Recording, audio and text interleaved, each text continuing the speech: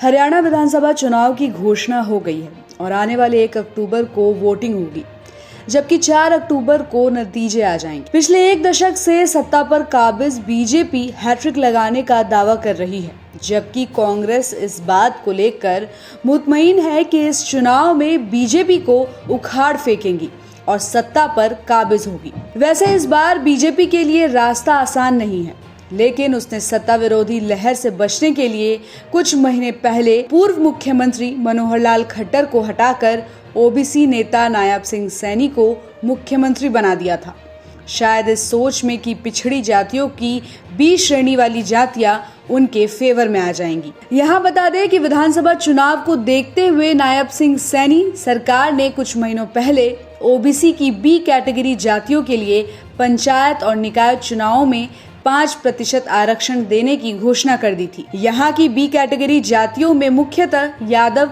अहिर, सैनी, कुशवाहा, कोयरी और कुछ अन्य जातियां हैं और इनकी संख्या 16% के आसपास है। बीजेपी को अच्छी तरह से पता है कि हरियाणा के जाट वोटर उनके पक्ष में नहीं है, इसलिए इस बार कैबिनेट में भी हरियाणा के 4 सांसदों मनोहर लाल खट्टर, राव इंद्रजीत सिंह, कृष्णपाल गुर्जर और बीरेंद्र सिंह को जगह दी गई है। इनमें से 3 गैर जाट हैं। हालांकि अभी हाल में संपन्न हुए लोकसभा चुनाव में बीजेपी को ओबीसी की 44% वोटें ही मिली है, जबकि कांग्रेस को 50% से ज्यादा वोटें मिली। यानी ओबीसी की बी कैटेगरी को 5% आरक्षण देने का फायदा बीजेपी को लोकसभा चुनाव में नहीं मिल पाया। लेकिन इस बार बीजेपी ने ओबीसी मुख्यमंत्री नायब सिंह सैनी के नेतृत्व में चुनाव लड़ने का ऐलान करके ये बताने की कोशिश की है कि वो ओबीसी की हितैषी है। 90 विधानसभा सीटों वाले हरियाणा में बीजेपी का खेल बिगड़ सकता है, लेकिन आम आदमी पार्टी और कांग्रेस दोनों अलग अलग चुनाव लड़ने जा रही है और इसका फायदा बीजेपी को शायद मिल सकता है। उधर अभय चौटाला की पार्टी इंडियन नेशनल लोकदल का गठबंधन बसपा से हो चुका है।